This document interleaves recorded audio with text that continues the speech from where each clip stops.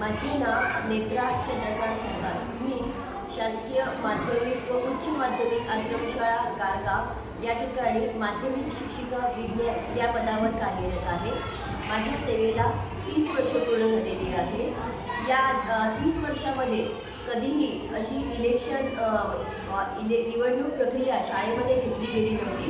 कैवल्य फाउंडेशनच्या वतीने शिंपी मॅडमची टीम आणि त्यांनी ही जी काही इलेक्शन प्रक्रिया घेतली आणि त्याद्वारे जो काही डेमो त्या मुलांना दाखवला, त्याद्वारे मुलांना खरोखरच इलेक्शन कसं असतं, कसं करावं, कसं वोटिंग करावं, काय करावं, कोणतं बटन दाबावं, ही प्रक्रिया त्यांना अतिशय चांगल्या तऱ्हेने कळली आणि त्यामध्ये त्यांना हे सगळं करताना त्यांना खूप मजा वाटली होती।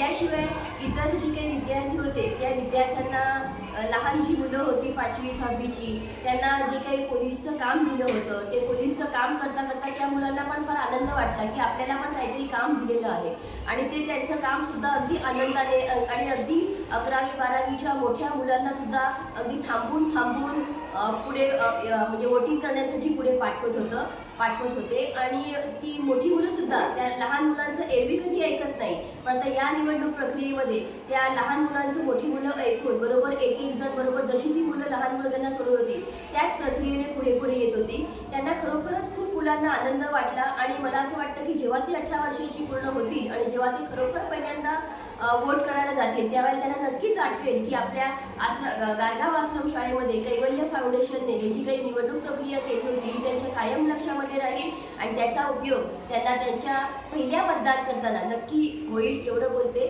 आणि माझे 2 शब्द संपवते। धन्यवाद।